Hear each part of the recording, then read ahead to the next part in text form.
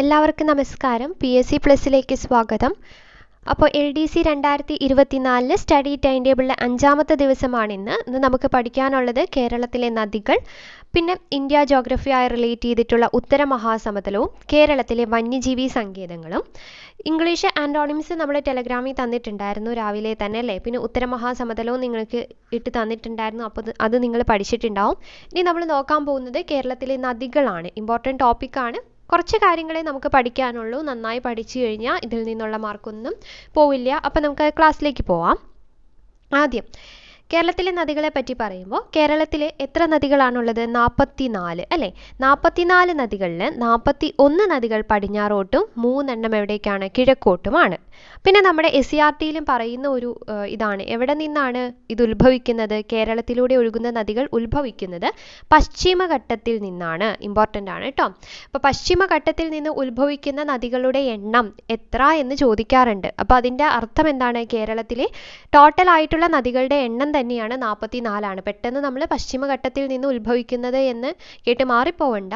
നമ്മുടെ കേരളത്തിലൂടെ ഒഴുകുന്ന നദികൾ ഉത്ഭവിക്കുന്ന പർവ്വതനിര ഏതാണ്? അത് പശ്ചിമഘട്ടമാണ്. അപ്പോൾ പശ്ചിമഘട്ടത്തിൽ നിന്ന് ഉത്ഭവിക്കുന്ന നദികൾ 44 തന്നെയാണ്. പിന്നെ എത്ര കിലോമീറ്ററിലധികം നീളമുള്ള ജലപ്രവാഹങ്ങളെയാണ് നമ്മൾ നദികളായി കണക്കാക്കുന്നത്? 15 കിലോമീറ്റർ ആണ് കേട്ടോ. അത് ഓർത്തു വയ്ക്കണം. 15 കിലോമീറ്ററിൽ അധികം നീളമുള്ള ജലപ്രവാഹങ്ങളെയാണ് നമ്മൾ നദികളായിട്ട് കണക്കാക്കുന്നത്. അത് കേരള സർക്കാരിൻ്റെ 1974 വിജ്ഞാപന പ്രകാരമാണ് അങ്ങനെയുള്ളത്. അപ്പോൾ 1974 കേരള സർക്കാരിൻ്റെ വിജ്ഞാപന പ്രകാരം 15 കിലോമീറ്റർ അധികം നീളമുള്ള ജലപ്രവാഹങ്ങളെ നമ്മൾ എന്ത് വിളിക്കുന്നു? നദികൾ എന്ന് വിളിക്കുന്നു. ഇനി അതിൽ തന്നെ 100 കിലോമീറ്ററിൽ അധികം നീളമുള്ള എത്ര നദികളുണ്ട്? 11 നദികളാണ് കേരളത്തിലുള്ളത്. 100 കിലോമീറ്ററിൽ അധികം നീളമുള്ള കേരളത്തിലെ നദികളുടെ എണ്ണം എത്രയാണെന്ന് ചോദിച്ചാൽ അത് 11 എണ്ണമാണ്. 11 എണ്ണം. ഏകദേശം ഓക്കെ ആയല്ലോ കേരളത്തിലെ നദികൾ, ഒരു ഇൻട്രൊഡക്ഷൻ എന്ന രീതിയിൽ. പിന്നെ നമുക്ക് ഏറ്റവും കൂടുതൽ ചോദിക്കുന്നത് അല്ലെങ്കിൽ എന്താണ്? കിഴക്കോട്ടൊഴുകുന്ന നദികളെ പറ്റിയിട്ടല്ലേ. അപ്പോൾ നദികൾ ഓരോന്നും തിരിച്ച് നമ്മൾ പഠിക്കുന്നുണ്ട്. അതിനു മുമ്പ് ഒരു ഇൻട്രൊഡക്ഷൻ എന്ന രീതിയിലാണ് ഇവിടെ പറയുന്നത്. ഏതൊക്കെയാണ് കിഴക്കോട്ടൊഴുകുന്ന നദികൾ? കബനി, ഭവാനി, പാമ്പാർ അല്ലേ. കബനി, ഭവാനി, പാമ്പാർ, അതാണ് കിഴക്കോട്ടൊഴുകുന്ന നദികൾ. ഏറ്റവും നീളം കൂടിയ നദി, കേരളത്തിലെ ഏറ്റവും നീളം കൂടിയ നദി ഏതാ? പെരിയാറാണ്. കേരളത്തിലെ ഏറ്റവും നീളം കുറഞ്ഞ നദി ഏതാണ്? അത് മഞ്ചേശ്വരം പുഴയാണ് കേട്ടോ. കേരളത്തിലെ ഏറ്റവും നീളം കുറഞ്ഞ നദി മഞ്ചേശ്വരം പുഴയാണ്. ആ മഞ്ചേശ്വരം പുഴ തന്നെയാണ് കേരളത്തിലെ ഏറ്റവും വടക്കേ അറ്റത്ത് സ്ഥിതി ചെയ്യുന്ന നദി, വടക്കേ അറ്റത്തുള്ള നദി. കേരളത്തിലെ ഏറ്റവും വടക്കേ അറ്റത്തെ നദി ഏതാണ്? മഞ്ചേശ്വരം പുഴയാണ്. അങ്ങനെയാണെങ്കിൽ കേരളത്തിലെ ഏറ്റവും തെക്കേ അറ്റത്തെ നദി ഏതാണ്? കേരളത്തിലെ ഏറ്റവും തെക്കേ അറ്റത്തെ നദി നെയ്യാറാണ് കേട്ടോ. നെയ്യാർ, തിരുവനന്തപുരം അല്ലേ, നെയ്യാർ. അപ്പോൾ കേരളത്തിലെ വടക്കേ അറ്റത്തെ നദി മഞ്ചേശ്വരം പുഴയും കേരളത്തിലെ ഏറ്റവും തെക്കേ അറ്റത്തെ നദി നെയ്യാറുമാണ്. പിന്നെ സൈലന്റ് വാലിയിൽ നിന്ന് രണ്ട് കാര്യങ്ങൾ സൈലന്റ് വാലിയും നദിയുമായി റിലേറ്റ് ചെയ്ത് ചോദിക്കാറുണ്ട്. അതായത് സൈലന്റ് വാലിയിൽ നിന്ന് ഉത്ഭവിക്കുന്ന നദി ഏതാണ്? സൈലന്റ് വാലിയിൽ കൂടി ഒഴുകുന്ന നദി ഏതാണ്? അത് രണ്ടും നമുക്ക് പഠിക്കണം. ഏതാണ്? സൈലന്റ് വാലിയിൽ നിന്ന് ഉത്ഭവിക്കുന്നത് തൂതപ്പുഴയാണ്. ഏതാണ്? തൂതപ്പുഴ. സൈലന്റ് വാലിയിൽ നിന്ന് ഉത്ഭവിക്കുന്നത് തൂതപ്പുഴയാണ്. സൈലന്റ് വാലിയിലൂടെ ഒഴുകുന്നത് ഏതാണ്? അത് കുന്തിപ്പുഴയാണ്. അപ്പോൾ അത് മാറിപ്പോരുത്, ഇതും എപ്പോഴും ചോദിക്കാറുള്ളതാണ്. ഏതാണ്? സൈലന്റ് വാലിയിൽ നിന്ന് ഉത്ഭവിക്കുന്നത് തൂതപ്പുഴയും സൈലന്റ് വാലിയിൽ കൂടി ഒഴുകുന്ന നദി കുന്തിപ്പുഴയുമാണ്. പിന്നെ കേരളത്തിലെ മഞ്ഞ നദി എന്നറിയപ്പെടുന്ന നദി ഏത്? കേരളത്തിലെ മഞ്ഞ നദി എന്നറിയപ്പെടുന്നത് ഏതാണ്? കുറ്റ്യാടിപ്പുഴയാണ്. അത് എപ്പോഴും ചോദിക്കാറുള്ള ക്വസ്റ്റ്യൻ ആയിരുന്നു അല്ലേ. കേരളത്തിലെ മഞ്ഞ നദി എന്നറിയപ്പെടുന്നത് കുറ്റ്യാടിപ്പുഴയാണ്. ഓക്കെ ആണല്ലോ. അപ്പോൾ ഏറ്റവും വലുത് പെരിയാറാണ്, ഏറ്റവും ചെറുത് മഞ്ചേശ്വരമാണ്. പെരിയാറിൻ്റെ നീളം 244 കിലോമീറ്റർ ആണ്. മഞ്ചേശ്വരം എന്ന് പറയുന്നത് 16 കിലോമീറ്ററേ ഉള്ളൂ. പിന്നെ കിഴക്കോട്ടൊഴുകുന്ന നദികൾ കബനി, ഭവാനി, പാമ്പാർ തുടങ്ങിയതാണ്. ഓർത്തൂലോ. ഇനി നമുക്ക് ഓരോന്നും നോക്കാം. ആദ്യം പെരിയാർ നമ്മൾ പറഞ്ഞ പോലെ തന്നെ ഏറ്റവും നീളം കൂടിയ നദിയാണല്ലേ. കേരളത്തിലെ ഏറ്റവും നീളം കൂടിയ നദിയാണ്. 244 കിലോമീറ്റർ ആണ് നീളം. 244 കിലോമീറ്റർ ആണ് നീളം. എവിടെ നിന്നാണ് ഉത്ഭവിക്കുന്നത്? ശിവഗിരി മലകൾ, തമിഴ്നാട്ടിലെ ശിവഗിരി മലയിൽ നിന്നാണ് ഉത്ഭവിക്കുന്നത്. ഈ ഒരു ക്ലാസ് കാണുന്നതിനോടൊപ്പം തന്നെ നിങ്ങൾ പഠിച്ചു പോകണം കേട്ടോ. പിന്നെ റാങ്ക് ഫയൽ ഉണ്ടെങ്കിൽ റാങ്ക് ഫയലും കൂടി എടുത്തു വെച്ചിട്ട് നിങ്ങളൊന്ന് വായിക്കാനും ശ്രദ്ധിക്കാം.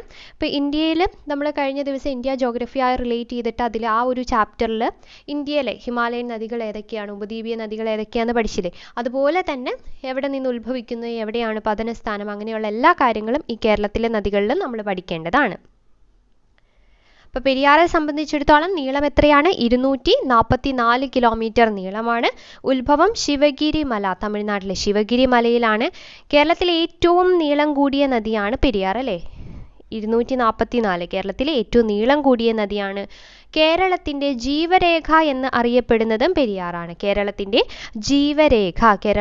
ജീവരേഖ എന്നറിയപ്പെടുന്ന നദി ഏതാണ്? പെരിയാറാണ്. ഇനി പെരിയാർ ഒഴുകുന്ന ജില്ലകൾ ഏതൊക്കെയാണെന്ന് നോക്കിയേ. ഇടുക്കി, എറണാകുളം. പെരിയാർ ഒഴുകുന്ന ജില്ലകൾ ഏതൊക്കെയാണ്? ഇടുക്കിയും എറണാകുളവുമാണ്.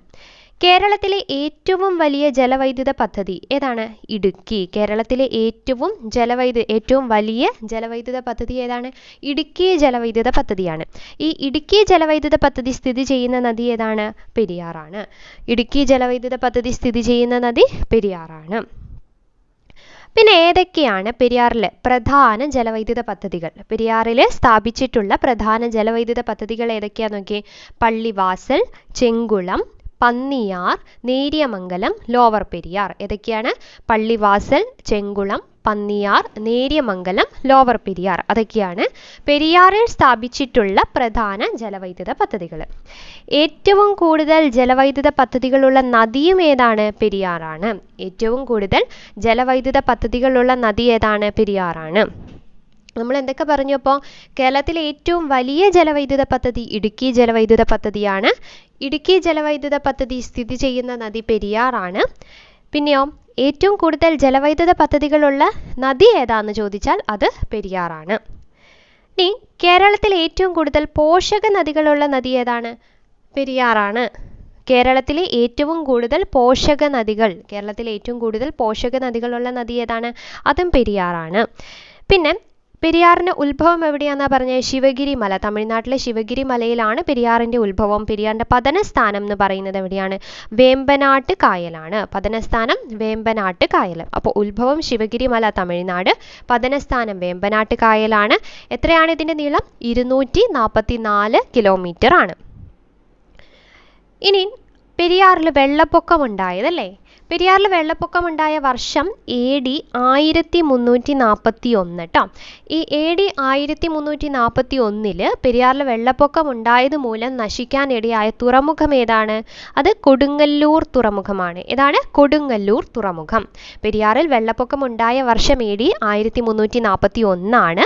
പെരിയാറിലെ വെള്ളപ്പൊക്കം മൂലം നശിക്കാനിടയായ തുറമുഖം ഏതാണ്? കൊടുങ്ങല്ലൂർ തുറമുഖമാണ്. പിന്നെ നമ്മൾ എപ്പോഴും കേൾക്കുന്നതാണ് 99 വെള്ളപ്പൊക്കം എന്നുള്ളത് അല്ലേ? അത് മലയാള മാസം 1099 ഇവർ ഉദ്ദേശിക്കുന്നത്. ശരിക്കും എന്താണ്? 1924 കേട്ടോ. അപ്പോൾ പെരിയാറിൽ 1924, അതായത് മലയാള മാസം 1099 ഉണ്ടായ വെള്ളപ്പൊക്കം അറിയപ്പെടുന്നതാണ് ഇത് 99 വെള്ളപ്പൊക്കം എന്നുള്ളത്. 99 വെള്ളപ്പൊക്കം. പിന്നെ പെരിയാറിനെ സംബന്ധിച്ച് അർത്ഥശാസ്ത്രത്തിൽ ചൂർണി എന്നും ശങ്കരാചാര്യർ പൂർണ്ണ എന്നും പരാമർശിച്ച നദി ഏതാണ്? പെരിയാറാണ്. അതും ചോദിക്കാറുള്ളതാണ്. ശങ്കരാചാര്യർ പൂർണ്ണ എന്ന് പരാമർശിച്ച നദി ഏതാണ്? പെരിയാറാണ്. അപ്പോൾ അർത്ഥശാസ്ത്രത്തിൽ ചൂർണി എന്നും ശങ്കരാചാര്യർ എന്നാണ് പൂർണ്ണ എന്നും പരാമർശിച്ച നദി ഏതാണ്? അത് പെരിയാറാണ്. അപ്പോൾ ടോട്ടൽ എന്തൊക്കെ പെരിയാറെ പറ്റി പഠിച്ചു എന്നുള്ളതൊന്ന് ഓർത്തു നോക്കി. 244 കിലോമീറ്റർ ആണ്. ശിവഗിരി മല തമിഴ്നാട് ഉത്ഭവം. പതനസ്ഥാനം എവിടെയാണ്? വേമ്പനാട്ട് കായലാണ് അല്ലേ? പിന്നെ ഏറ്റവും കൂടുതൽ ജലവൈദ്യുത പദ്ധതികളുള്ളത് ഒഴുകുന്ന ജില്ല ഇടുക്കി, എറണാകുളമാണ്. ഓക്കെ ആണല്ലോ. പിന്നെ മാർത്താണ്ഡപ്പുഴ, മംഗലപ്പുഴ എന്ന് രണ്ടായി പെരിയാർ വേർപിരിയുന്ന ഒരു സ്ഥലമുണ്ട്. അതെവിടെയാ? ആലുവയിലാണ് കേട്ടോ. മാർത്താണ്ഡപ്പുഴ, മംഗലപ്പുഴ എന്നീ പെരിയാർ രണ്ടായിട്ട് വേർപിരിയുന്ന ഒരു സ്ഥലമാണ് ആലുവ.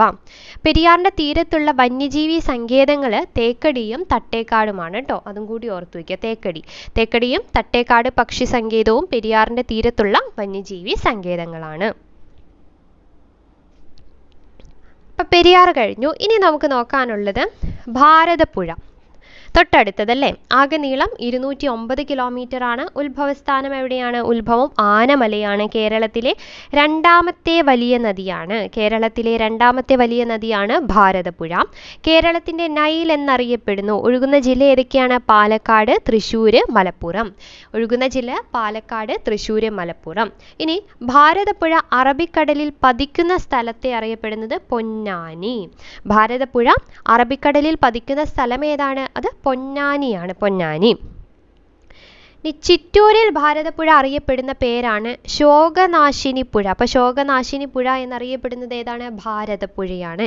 ചിറ്റൂരിൽ ഭാരതപ്പുഴ അറിയപ്പെടുന്ന പേരാണ് ശോകനാശിനി പുഴ. പിന്നെ തിരുനാവായ എവിടെയാണ്? അത് ഭാരതപ്പുഴയുടെ തീരത്താണ് അല്ലെ. പ്രസ്ഥമായ മാമാങ്കം നടന്നിരുന്ന സ്ഥലമാണിത്. തിരുനാവായ എവിടെയാണ്? മലപ്പുറത്ത്, ഭാരതപ്പുഴയുടെ തീരത്താണ്. ഇനി നിളയുടെ കവി എന്നറിയപ്പെടുന്നത് ആരാണ്? പി കുഞ്ഞിരാമൻ നായരാണ്. നിളയുടെ കവി എന്നറിയപ്പെടുന്നത് പി കുഞ്ഞിരാമൻ നായരും നിളയുടെ കഥാകാരൻ എന്നറിയപ്പെടുന്നത് MT വാസുദേവൻ നായരുമാണ്. നിളയുടെ കവി ആരാണ്? പി കുഞ്ഞിരാമൻ നായരും നിളയുടെ കഥാകാരൻ എന്നറിയപ്പെടുന്നത് MT വാസുദേവൻ നായരാണ്. മലമ്പുഴ അണക്കെട്ട് എവിടെയാണ്? മലമ്പുഴ അണക്കെട്ട് സ്ഥാപിച്ചിരിക്കുന്നത് ഭാരതപ്പുഴയിലാണ്. മലമ്പുഴ അണക്കെട്ട് സ്ഥാപിച്ചിരിക്കുന്ന നദി ഭാരതപ്പുഴ. ഭാരതപ്പുഴ അറിയപ്പെടുന്ന ബാക്കി പേരുകൾ ഏതൊക്കെയാ? നിള, പേരാർ, പൊന്നാനിപ്പുഴ. നിള നമ്മൾ പറഞ്ഞല്ലേ, നിളയുടെ കവി, നിളയുടെ കഥാകാരൻ. അപ്പൊ നിള എന്നറിയപ്പെടുന്നു. പിന്നെ പേരാർ എന്നറിയപ്പെടുന്നു. പൊന്നാനിപ്പുഴ, അതായത് പൊന്നാനി. ഭാരതപ്പുഴ അറബിക്കടലിൽ പതിക്കുന്ന സ്ഥലമാണ് പൊന്നാനി. അതുകൊണ്ട് പൊന്നാനിപ്പുഴ എന്നും ഏതിനെ അറിയപ്പെടുന്നുണ്ട്? ഭാരതപ്പുഴയെ അറിയപ്പെടുന്നുണ്ട്. ഇനി മിനി പമ്പ എവിടെയാണ്? ഭാരതപ്പുഴയുടെ തീരത്താണ്. മിനി പമ്പ എവിടെയാണ്? ശബരിമല ഇടത്താവളമായിട്ടാണ് മിനി പമ്പ. അത് ഏത് നദിയുടെ തീരത്താണ്? ഭാരതപ്പുഴയിലാണ്. ഗായത്രിപ്പുഴ ഭാരതപ്പുഴയുമായി ചേരുന്നത് മായന്നൂർ എന്ന സ്ഥലത്ത് വെച്ചാണ്. ഗായത്രിപ്പുഴ ഭാരതപ്പുഴയുമായി ചേരുന്ന സ്ഥലം ഏതാണ്? മായന്നൂർ. ഗായത്രിപ്പുഴ ഭാരതപ്പുഴയുമായി ചേരുന്ന സ്ഥലമാണ് മായന്നൂർ. കേരളത്തിലെ ആദ്യത്തെ ഉരുക്ക് തടയണ നിർമ്മിക്കുന്നത് എവിടെയാണ്? ഭാരതപ്പുഴയിലാണ്. കേരളത്തിലെ ആദ്യത്തെ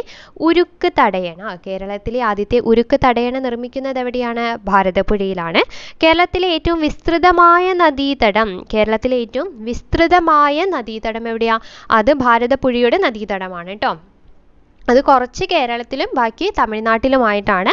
അപ്പോൾ കേരളത്തിലെ ഏറ്റവും വിസ്തീർണമുള്ള നദീതടം ഭാരതപ്പുഴയുടെ നദീതടമാണ്.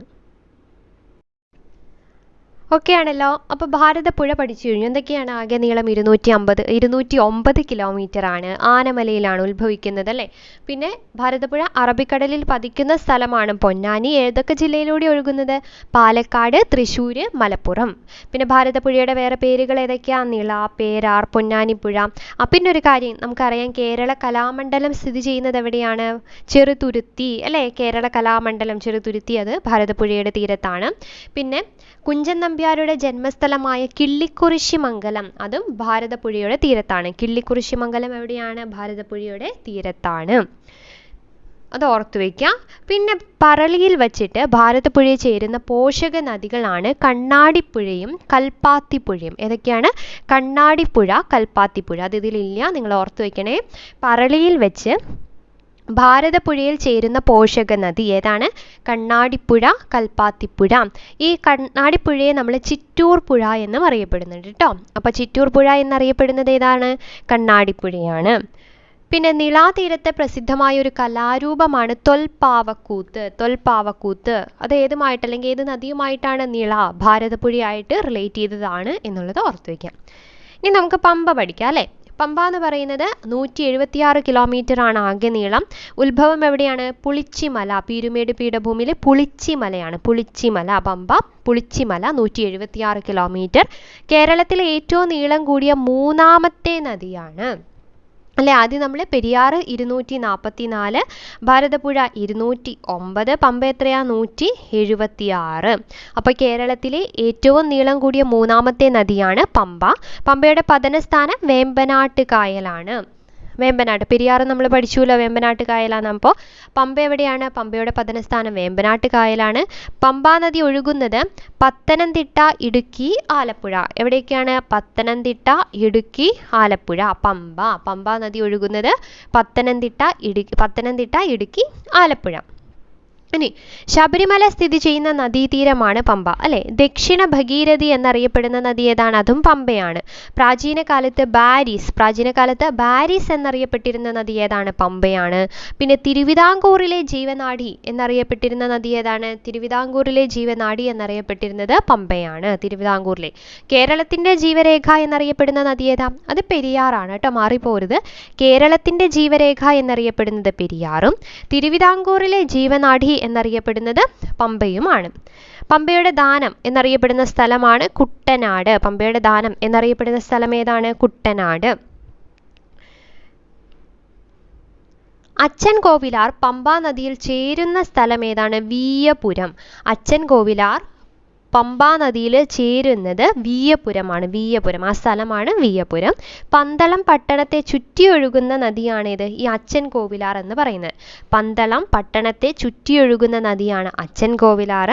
അച്ചൻ കോവിലാർ പമ്പാ നദിയിൽ ചേരുന്ന സ്ഥലത്തെ വീയപുരം എന്ന് പറയുന്നു. വീയപുരം എന്ന് പറയുന്നു. ഏഷ്യയിലെ ഏറ്റവും വലിയ ക്രിസ്തുമത സമ്മേളനമായ മാരാമൺ കൺവെൻഷൻ നടക്കുന്ന നദീതീരം പമ്പയാണ്. അത് മാത്രമല്ല, ഹിന്ദുക്കളുടെ ചെറുകോൽപ്പുഴ ഹിന്ദു മഹാസമ്മേളനം നടക്കുന്ന നദീതീരവും എവിടെയാണ്? പമ്പയാണ്. അപ്പം ക്രിസ്തുമത സമ്മേളനമായ മാരാമൺ കൺവെൻഷനും ചെറുകോൽപ്പുഴ ഹിന്ദു മഹാസമ്മേളനവും നടക്കുന്ന നദീതീരം പമ്പയാണ്. പെരുന്തേനരുവി വെള്ളച്ചാട്ടം സ്ഥിതി ചെയ്യുന്നത് എവിടെയാ? പമ്പയിലാണ് കേട്ടോ. പെരുന്തേനരുവി വെള്ളച്ചാട്ടം സ്ഥിതി ചെയ്യുന്നത് പമ്പയിലാണ്. പിന്നെയോ നമുക്കറിയാം ഈ പമ്പയെ മാലിന്യമുക്തമാക്കാൻ വേണ്ടിയിട്ട് കേന്ദ്ര സർക്കാർ ആവിഷ്കരിച്ച പദ്ധതിയുണ്ട്. എന്താ അതിൻ്റെ പേര്? Pamba action plan. അത് ഓർത്തു വെക്കണം കേട്ടോ. കേന്ദ്ര സർക്കാർ ആരംഭിച്ച പദ്ധതിയാണ് Pamba action plan. Sabari dam, Kakkad dam അതൊക്കെ സ്ഥിതി ചെയ്യുന്ന നദി ഏതാണ്? അത് പമ്പാ നദിയിലാണ്. ശബരി ഡാം, കക്കാട് ഡാം എന്നിവ സ്ഥിതി ചെയ്യുന്ന നദി ഏതാണ്? പമ്പാ നദിയാണ്. പമ്പാ നദിയിലെ വള്ളച്ചാട്ടങ്ങൾ ഏതൊക്കെയാണ്? അതും കൂടി നമുക്ക് നോക്കാം. അത് ഇതിൽ കൊടുത്തിട്ടില്ല. ഏതൊക്കെയാണ് പമ്പാ നദിയിലുള്ള വള്ളച്ചാട്ടങ്ങൾ? ആറന്മുള ഉത്രട്ടാതി വള്ളംകളി, ചമ്പക്കുളം മൂലം വള്ളംകളി, അത് രണ്ടും. പിന്നെ ഉത്രാടം തിരുനാൾ വള്ളംകളി. ഏതൊക്കെയാണ്? ആറന്മുള ഉത്രട്ടാതി വള്ളംകളി, ചമ്പക്കുളം മൂലം വള്ളംകളി, ഉത്രാടം തിരുനാൾ വള്ളംകളി. പിന്നെ രാജീവ് ഗാന്ധി ട്രോഫി. ഇതൊക്കെ എവിടെയാണ്? പമ്പാ നദിയിലെ വള്ളംകളികളാണ്. പമ്പാ നദിയിലുള്ള വള്ളംകളികൾ. ഇനി നമുക്ക് അടുത്ത നദിയായ ചാലിയാർ പഠിക്കാം. ചാലിയാർ. ഇപ്പൊ പെരിയാറ്, ഭാരതപ്പുഴ, പമ്പ, അടുത്ത നാലാമത്തെയാണ് ചാലിയാർ. എത്ര നീളം? 169 കിലോമീറ്റർ നീളമാണ്. 169 കിലോമീറ്റർ നീളമാണ്.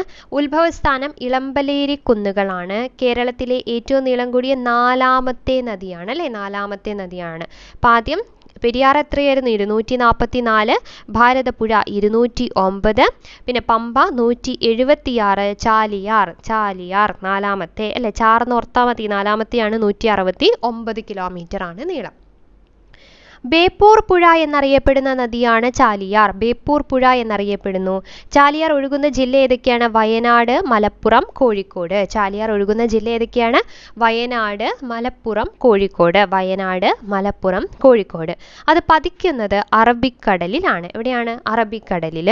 അപ്പോൾ ചാലിയാർ എവിടെ നിന്ന് എവിടെ? ഇളമ്പലേരി കുന്നിൽ ഉത്ഭവിച്ചിട്ട് പതിക്കുന്നത് അറബിക്കടലിലാണ്. ഇനി ഈ ചാലിയാറിലെ തീരത്തുള്ള പ്രധാന പട്ടണങ്ങളാണ് ഏതൊക്കെ? നിലമ്പൂർ, എടവണ്ണ, അരീക്കോട്, ബേപ്പൂർ, ഫറൂഖ്. നിലമ്പൂർ, എടവണ്ണ, അരീക്കോട്, ബേപ്പൂർ, ഫറൂഖ് അതൊക്കെ ചാലിയാറിൻ്റെ തീരത്തുള്ള പട്ടണങ്ങളാണ്. ഇനി ശ്രദ്ധിച്ചേ, ഇനി രണ്ട് കാര്യങ്ങൾ ഇമ്പോർട്ടൻ്റ് ആണ്. എന്തൊക്കെയാ നോക്കാം. വായുജല മലിനീകരണത്തിനെതിരെ കേരളത്തിൽ നടന്ന ആദ്യ ലഹളയാണ് ചാലിയാർ ലഹള. വായുജല മലിനീകരണത്തിനെതിരെ കേരളത്തിൽ നടന്ന ആദ്യ ലഹള ഏതാണ്? അത് ചാലിയാർ ലഹളയാണ്. ആ ചാലിയാർ ലഹളയ്ക്ക് നേതൃത്വം നൽകിയ വ്യക്തി K.A. റഹ്മാനാണ്. ആരാണ്? K.A. റഹ്മാൻ. ഇമ്പോർട്ടൻ്റ് ആണ് കേട്ടോ. K.A. റഹ്മാൻ. ചാലിയാറിൻ്റെ മലിനീകരണത്തിന് കാരണമായ ഫാക്ടറി ഏതാ? ഗ്വാളിയ റയോൺസ്. മാവൂരിലെ ഗ്വാളിയ റയോൺസ് ആണ് ചാലിയാറിൻ്റെ മലിനീകരണത്തിന് കാരണമായ ഫാക്ടറി. പിന്നെ കേരളത്തിൽ സ്വർണ്ണ നിക്ഷേപം കണ്ടെത്തിയത് ഏത് നദിയുടെ തീരത്ത് നിന്നാണ്? ചാലിയാറിൻ്റെ തീരത്താണ് കേട്ടോ. കേരളത്തിൽ സ്വർണ്ണ നിക്ഷേപം കണ്ടെത്തിയത് ചാലിയാറിൻ്റെ തീരത്താണ്. ഈ ചാലിയാറിൽ നടക്കുന്ന ഒരു വള്ളംകളിയാണ് ഇത് കുഞ്ഞാലി മരക്കാർ ട്രോഫി. കുഞ്ഞാലി മരക്കാർ ട്രോഫി വള്ളംകളി നടക്കുന്ന നദി ഏതാ? അത് ചാലിയാറാണ് കേട്ടോ. വള്ളംകളി നടക്കുന്നത് ചാലിയാറാണ്. ഓക്കെ ആണല്ലോ ഇത്രയും കാര്യങ്ങൾ. അടുത്തത് ചാലക്കുടി പുഴ. ഇത് നീളത്തിൽ എത്രാമത്തെയാണ്? 5ാമത്തെയാണ് കേട്ടോ ചാലക്കുടി പുഴ. നോക്കിയേ, 145.5 കിലോമീറ്റർ നീളമാണ്. ഉത്ഭവസ്ഥാനം ആനമലയാണ്. കേരളത്തിലെ ഏറ്റവും നീളം കൂടിയ 5ാമത്തെ നദിയാണ്. കേരളത്തിലെ ഏറ്റവും നീളം കൂടിയ 5ാമത്തെ നദിയാണ് ചാലക്കുടി പുഴ. അതിരപ്പള്ളി, വാഴച്ചാൽ വെള്ളച്ചാട്ടം നമുക്കറിയാം. എവിടെയാണ് അതിരപ്പള്ളി വെള്ളച്ചാട്ടം? ചാലക്കുടി പുഴയിലാണ്. അതിരപ്പള്ളി വാഴച്ചാൽ വെള്ളച്ചാട്ടം സ്ഥിതി ചെയ്യുന്ന ചാലക്കുടി പുഴയിലാണ്. പിന്നെ ജൈവ വൈവിധ്യം ഏറ്റവും കൂടുതലുള്ള നദി ചോദിച്ചിട്ടുള്ളതാണ്, ഇമ്പോർട്ടൻ്റ് ആണല്ലേ. ജൈവ വൈവിധ്യം ഏറ്റവും കൂടുതലുള്ള നദി ഏതാണ്? ചാലക്കുടി പുഴയാണ്. പെരിങ്ങൽകുത്ത് ജലവൈദ്യുത പദ്ധതി എവിടെയാണ്? പെരിങ്ങൽകുത്ത് ജലവൈദ്യുത പദ്ധതി സ്ഥാപിച്ചിരിക്കുന്നത് ചാലക്കുടി പുഴയിലാണ്. പെരിങ്ങൽകുത്ത്. പിന്നെ ഷോളയാർ ജലവൈദ്യുത പദ്ധതി എവിടെയാണ്? ചാലക്കുടി പുഴയിലാണ്. ഇപ്പോൾ ജൈവ വൈവിധ്യം ഏറ്റവും കൂടുതലുള്ള നദിയാണ്. പെരിങ്ങൽകുത്ത് ജലവൈദ്യുത പദ്ധതി, ഷോളയാർ ജലവൈദ്യുത പദ്ധതി എന്നിവ സ്ഥാപിച്ചിരിക്കുന്ന നദി ചാലക്കുടി പുഴയാണ്. ജലസേചനത്തിനായി ചാലക്കുടി പുഴയിൽ നിർമ്മിച്ചിരിക്കുന്ന ഡാമാണ് ഏതാണ്? തുമ്പൂർ മുഴി. ജലസേചനത്തിനായിട്ട് ചാലക്കുടി പുഴയിൽ നിർമ്മിച്ചിരിക്കുന്ന ഡാമാണ് തുമ്പൂർ മുഴി എന്ന് പറയുന്നത്. കേരളത്തിലെ ഏറ്റവും കൂടുതൽ മത്സ്യസമ്പത്തുള്ള നദിയാണ് ചാലക്കുടി പുഴ. പിന്നെ അത് മാത്രമല്ല, കേരളത്തിലെ ഏക ഓക്സ്ബോ തടാകം എവിടെയാ? വൈന്തല. ചാലക്കുടി പുഴയിലെ വൈന്തലയിലാണ് കേരളത്തിലെ ഏക ഓക്സ്ബോ തടാകവും സ്ഥിതി ചെയ്യുന്നത്. ഓക്കെ ആണല്ലോ. ഇനി നമുക്ക് അടുത്തത് നെയ്യാറിലേക്ക് പോകാം. നെയ്യാർ എത്ര കിലോമീറ്ററാണ് നീളം നോക്കി? 56 കിലോമീറ്റർ നീളമാണ്. എവിടെ നിന്നാണ് ഉത്ഭവിക്കുന്നത്? പശ്ചിമഘട്ടത്തിലെ അഗസ്ത്യമലയിൽ നിന്നാണ് ഉത്ഭവിക്കുന്നത്. കേരളത്തിലെ ഏറ്റവും തെക്കേ അറ്റത്തെ നദിയാണ് നെയ്യാർ അല്ലേ. എവിടെ ചെന്ന് പതിക്കുന്നു? അറബിക്കടലിൽ പതിക്കുന്നു. നെയ്യാറിൻ്റെ പോഷക നദിയാണ് കല്ലാറും കരവലിയാറും. പിന്നെ കരവലിയാർ അതൊക്കെ നെയ്യാറിൻ്റെ പോഷക നദിയാണ്. പിന്നെ അരുവിപ്പുറം സ്ഥിതി ചെയ്യുന്നത് നെയ്യാറിൻ്റെ തീരത്താണ് കേട്ടോ. നമുക്കറിയാലോ, ശ്രീനാരായണ ഗുരു അരുവിപ്പുറം ശിവപ്രതിഷ്ഠയൊക്കെ പഠിച്ചപ്പോൾ പറഞ്ഞല്ലേ. ഏതാണ് അരുവിപ്പുറം സ്ഥിതി ചെയ്യുന്നത്? എവിടെയാണ്? നെയ്യാറിൻ്റെ തീരത്താണ്. അടുത്തത് മഞ്ചേശ്വരം പുഴ. കേരളത്തിലെ ഏറ്റവും നീളം കുറഞ്ഞ നദിയാണ് മഞ്ചേശ്വരം പുഴ. എത്രയാണ് നീളം? 16 കിലോമീറ്റർ ആണ് നീളം. കേരളത്തിലെ ഏറ്റവും നീളം കുറഞ്ഞ നദി ഏതാണ്? മഞ്ചേശ്വരം പുഴയാണ്. മഞ്ചേശ്വരം പുഴ ഉത്ഭവിക്കുന്നത് ബാലപ്പൂണി കുന്നുകൾ. കാസർഗോഡ് ജില്ലയിലെ ബാലപ്പൂണി കുന്നുകളിൽ നിന്നാണ് മഞ്ചേശ്വരം പുഴ ഉത്ഭവിക്കുന്നത്. മഞ്ചേശ്വരം പുഴ പതിക്കുന്ന കായൽ ഏതാണ്? ഉപ്പള കായലാണ്. കേരളത്തിലെ ഏറ്റവും വടക്കേ അറ്റത്തെ നദിയാണ് മഞ്ചേശ്വരം പുഴ. അപ്പോൾ കേരളത്തിലെ ഏറ്റവും വടക്കേ അറ്റത്തെ നദി മഞ്ചേശ്വരം പുഴയും കേരളത്തിലെ ഏറ്റവും തെക്കേ അറ്റത്തെ നദി നെയ്യാറുമാണ്. മഞ്ചേശ്വരം പുഴയുടെ നീളം 16 കിലോമീറ്ററും നെയ്യാറിൻ്റെ നീളം എത്രയായിരുന്നു? 56 കിലോമീറ്റർ ആയിരുന്നു കേട്ടോ. 56. ഇനി കൊടുങ്കരപ്പള്ളം പുഴ നമ്മൾ SCERT ചാപ്റ്ററിൽ പഠിച്ചതാണ് അല്ലേ. കൊടുങ്കരപ്പള്ളം പുഴ എന്തായിരുന്നു? 1/4 നൂറ്റാണ്ട് മുമ്പ് വറ്റി വരണ്ടു പോയ അട്ടപ്പാടിയിലെ ഒരു പുഴയാണ്. അത് പിന്നെയും അതിൻ്റെ ആ നീരൊഴുക്ക് വീണ്ടും എടുത്തു. അതാണ് കൊടുങ്കരപ്പള്ളം പുഴ എന്ന് പറയുന്നത്. കൊടുങ്കരപ്പള്ളം പുഴ ഒഴുകുന്ന കേരളത്തിലെ പ്രദേശം ഏതാ? അട്ടപ്പാടി. കൊടുങ്കരപ്പള്ളം പുഴയുടെ ഉത്ഭവസ്ഥാനം തമിഴ്നാട് അതിർത്തിയിലെ പെരുമാൾമുടിയാണ്. എവിടെയാണ്? തമിഴ്നാട് അതിർത്തിയിലെ പെരുമാൾമുടിയിലാണ് ഈ കൊടുങ്കരപ്പള്ളം പുഴ ഒഴുകിച്ചേരുന്ന ഏതിലേക്കാണ്? ഭവാനിപ്പുഴയിലേക്കാണ് കേട്ടോ. ഭവാനിയിലേക്കാണ് ഒഴുകിച്ചേരുന്നത്. ഇനി മയ്യഴിപ്പുഴ അല്ലെങ്കിൽ മാഹിപ്പുഴ. ആകെ നീളം 56 കിലോമീറ്റർ ആണ്. എത്രയാണ്? 56 കിലോമീറ്റർ ആണ്. പശ്ചിമഘട്ടത്തിലെ വയനാട് കുന്നുകളിലാണ് ഉത്ഭവിക്കുന്നത്. മയ്യഴിപ്പുഴ അല്ലെങ്കിൽ മാഹിപ്പുഴ എവിടെയാണ് ഉത്ഭവിക്കുന്നത്? വയനാട് കുന്നുകൾ. അറബിക്കടലിലാണ് അത് പതിക്കുന്നത്. മയ്യഴിയുടെ കഥാകാരൻ എന്നറിയപ്പെടുന്ന ആരാണ്? M. മുകുന്ദനാണ് അല്ലേ. മയ്യഴിയുടെ കഥാകാരൻ എന്നറിയപ്പെടുന്നത് M. മുകുന്ദനാണ്. കേരളത്തിലെ ഇംഗ്ലീഷ് ചാനൽ എന്നറിയപ്പെടുന്നത് മയ്യഴിപ്പുഴയാണ്. കേരളത്തിലെ ഇംഗ്ലീഷ് ചാനൽ എന്നറിയപ്പെടുന്നത് ഏതാണ്? മയ്യഴിപ്പുഴയാണ്. അടുത്തത് ചന്ദ്രഗിരി പുഴ. ഇതൊക്കെ കുഞ്ഞു കാര്യങ്ങളേ ഉള്ളൂ, എപ്പോഴും ചോദിക്കുന്നത്. ഇപ്പോൾ ചന്ദ്രഗിരി പുഴയെ പറ്റി ചോദിക്കുന്നത് എന്താ? U ആകൃതിയിൽ ചുറ്റിയൊഴുകുന്ന പുഴ അല്ലേ. അങ്ങനെയാണ് എപ്പോഴും ചോദിക്കാറ്. നോക്കി, കാസർഗോഡ് ജില്ലയെ U ആകൃതിയിൽ ചുറ്റിയൊഴുകുന്ന പുഴയാണ് ചന്ദ്രഗിരി പുഴ. ഇമ്പോർട്ടൻ്റ് ആണേ, ഇങ്ങനെയാണ് ചോദിക്കാറുള്ളൂ. ചന്ദ്രഗിരി പുഴ കാസർഗോഡ് ജില്ലയെ U ആകൃതിയിൽ ചുറ്റിയൊഴുകുന്ന പുഴയാണ് ചന്ദ്രഗിരി പുഴ. മൗര്യ സാമ്രാജ്യ സ്ഥാപകനായ ചന്ദ്രഗുപ്ത മൗര്യൻ്റെ പേരിൽ അറിയപ്പെടുന്ന കേരളത്തിലെ നദിയാണ് ചന്ദ്രഗിരി പുഴ. മൗര്യ സാമ്രാജ്യ സ്ഥാപകനായ ചന്ദ്രഗുപ്ത മൗര്യന്റെ പേരിൽ അറിയപ്പെടുന്ന കേരളത്തിലെ നദി ഏതാണ്? ചന്ദ്രഗിരി പുഴയാണ്. പിന്നെയോ കോലത്ത് നാടിനും, അതായത് മലയാളക്കരയ്ക്കും കർണാടക, അതാണ് കോലത്ത് നാടിനും തുളുനാടിനും ഇടയിൽ പരമ്പരാഗത അതിരായി കണക്കാക്കിയിരുന്ന പുഴയും ചന്ദ്രഗിരി പുഴയാണ്. അപ്പോൾ കാസർഗോഡ്, അത് ഓർത്താൽ മതി, അപ്പോൾ കിട്ടൂല കർണാടക, കേരളം കർണാടക അല്ലെങ്കിൽ മലയാളം കർണാടക ആ രീതിയിൽ. അപ്പോൾ അതിൻ്റെ ഇടയിൽ പരമ്പരാഗത അതിരായിട്ട് കണക്കാക്കിയിരുന്ന പുഴ ഏതാണ്? ചന്ദ്രഗിരി പുഴയാണ്. ഇനി കല്ലടയാർ. പുനലൂർ തൂക്കുപാലം സ്ഥിതി ചെയ്യുന്നത് കല്ലടയാർ. പുനലൂർ തൂക്കുപാലം സ്ഥിതി ചെയ്യുന്ന നദി ഏതാണ്? കല്ലടയാറാണ്. പാലരുവി വെള്ളച്ചാട്ടം സ്ഥിതി ചെയ്യുന്നത് എവിടെയാണ്? പാലരുവി കല്ലട നദിയിൽ, കൊല്ലം കല്ലട നദിയിലാണ് കേട്ടോ പാലരുവി വെള്ളച്ചാട്ടം. ഇനി കല്ലടയാറിൻ്റെ പോഷക നദികൾ ഏതൊക്കെയാണ്? കുളത്തൂപ്പുഴ, ശെന്തുരുണി, അതൊക്കെ കല്ലടയാറിൻ്റെ പോഷക നദികളാണ്. പതനസ്ഥാനം അഷ്ടമുടിക്കായലാണ്. എവിടെയാണ് പതിക്കുന്നത്? അഷ്ടമുടിക്കായൽ. അപ്പോൾ പുനലൂർ തൂക്കുപാലം കല്ലടയാർ, പാലരുവി വെള്ളച്ചാട്ടം സ്ഥിതി ചെയ്യുന്നത് കല്ലട നദിയിലാണ്. അടുത്തത് അഞ്ചരക്കണ്ടിപ്പുഴ. അതിൻ്റെ ഉത്ഭവസ്ഥാനം കണ്ണോത്ത് വനം, തലശ്ശേരി താലൂക്കിലെ കണ്ണോത്ത് വനമാണ്. തലശ്ശേരി താലൂക്കിലെ കണ്ണോത്ത് വനമാണ്. അതിൻ്റെ പ്രധാന പോഷക നദിയാണ് ഇടുമ്പത്തോടും കപ്പുത്തോടും. ഏതൊക്കെയാണ്? ഇടുമ്പത്തോട്, കപ്പുത്തോട്. ഏത് പുഴയുടെ പോഷക നദിയാണ്? അഞ്ചരക്കണ്ടിപ്പുഴയുടെ. അഞ്ചരക്കണ്ടിപ്പുഴ ഒഴുകുന്ന ജില്ല ഏതാ? കണ്ണൂര്. അഞ്ചരക്കണ്ടി കണ്ണൂര്. ധർമ്മടം ദ്വീപ് എവിടെയാണ് ചോദിക്കാറുള്ളതാണല്ലേ. ധർമ്മടം ദ്വീപ് സ്ഥിതി ചെയ്യുന്ന നദി അഞ്ചരക്കണ്ടിപ്പുഴയാണ്. ധർമ്മടം ദ്വീപ് സ്ഥിതി ചെയ്യുന്നത് അഞ്ചരക്കണ്ടിപ്പുഴയാണ്. ഇനി നമുക്ക് പഠിക്കാനുള്ള, നമ്മൾ നേരത്തെ പഠിച്ചെന്താണ്, 3 നദികളുണ്ട് കിഴക്കോട്ടൊഴുകുന്നത് അല്ലേ. ഏതായിരുന്നു കേരളത്തിലെ മഞ്ഞ നദി? കുറ്റ്യാടിപ്പുഴ. കേരളത്തിലെ മഞ്ഞ നദി കുറ്റ്യാടിപ്പുഴ.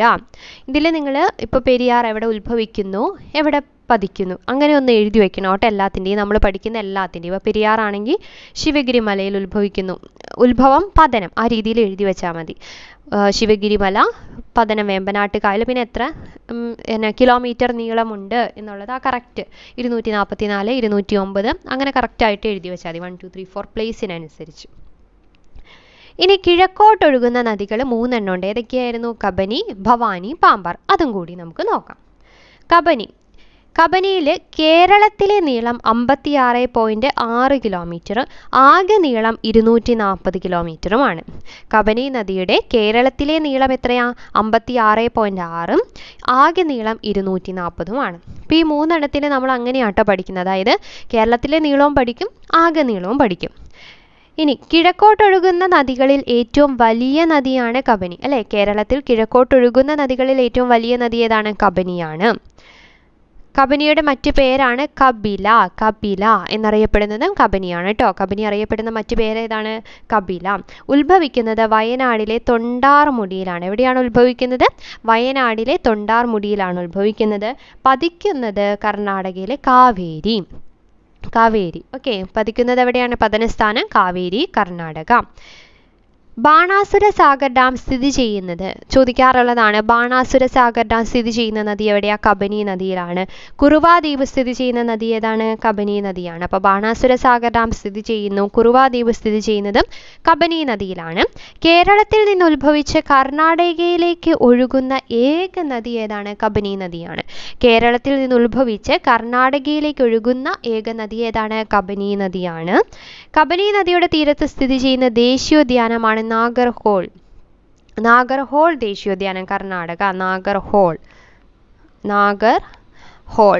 നാഗർഹോൾ ദേശീയോദ്യാനം എവിടെയാണ്? കർണാടക. അതാണ് കബനിയുടെ തീരത്ത് സ്ഥിതി ചെയ്യുന്ന ദേശീയോദ്യാനം. അപ്പോൾ ഈ ഒരു ക്ലാസ് ഇപ്പം ആദ്യം എന്താണ് PSCയിലേക്ക് ആദ്യമായിട്ട് വന്നവരാണെങ്കിൽ 2 തവണ ഈ ക്ലാസ് കണ്ടു കഴിഞ്ഞാൽ തന്നെ നിങ്ങൾക്ക് കുറേ കാര്യങ്ങൾ പഠിച്ചെടുക്കാൻ സാധിക്കും. സിമ്പിളായിട്ട് പഠിച്ചെടുക്കാവുന്നത്. പക്ഷേ നമുക്ക് ഇതിൽ നിന്ന് ക്വസ്റ്റ്യൻസ് എപ്പോഴും ആവർത്തിക്കുന്ന കുറേ ക്വസ്റ്റ്യൻസ് ഉണ്ട്. അതുകൊണ്ട് വിട്ട് കളയരുത്. സിമ്പിളായിട്ട് പഠിച്ചെടുക്കാൻ പറ്റുന്ന ഒരു ടോപ്പിക്കാണ് കേട്ടോ. അപ്പോൾ എന്തായാലും പഠിക്കണേ. അടുത്തത് ഭവാനി. ഭവാനിയിൽ കേരളത്തിലെ നീളം നോക്കിയേ 37.5 കിലോമീറ്റർ, ആകെ നീളം 217 കിലോമീറ്റർ ആണ്. കേരളത്തിലെ നീളം 37.5 കിലോമീറ്റർ, ആകെ നീളം 217 കിലോമീറ്റർ ആണ്. ഉത്ഭവം എവിടെയാ? നീലഗിരിയിലാണ് ഉത്ഭവം. പതനസ്ഥാനം കാവേരി തമിഴ്നാട്. എവിടെയാണ്? കാവേരി തമിഴ്നാടാണ്. കാവേരി തമിഴ്നാടാണ് പതനസ്ഥാനം. ഇനി ഭവാനിപ്പുഴയുടെ പ്രധാന പോഷക നദിയാണ് ഏത്? ശിരുവാണി എന്നറിയപ്പെടുന്നത്. ശിരുവാണി. അട്ടപ്പാടിയിലൂടെ ഒഴുകുന്ന നദി ഏതാണ്? ചോദിക്കാറുള്ളതാ PSCയിൽ അല്ലേ? അട്ടപ്പാടിയിലൂടെ ഒഴുകുന്ന നദി ഏതാണ്? ശിരുവാണിയാണ്. ഭവാനി ഒഴുകുന്ന ജില്ല പാലക്കാട്. അപ്പോൾ ഭവാനിയുടെ പ്രധാന പോഷക നദി ശിരുവാണിയാണ്. അട്ടപ്പാടിയിലൂടെ ഒഴുകുന്ന നദി ഏതാണ്? ശിരുവാണിയാണ്. ഭവാനി ഒഴുകുന്ന ജില്ല പാലക്കാട്. അട്ടപ്പാടി പാലക്കാട് കിട്ടുമല്ലോ.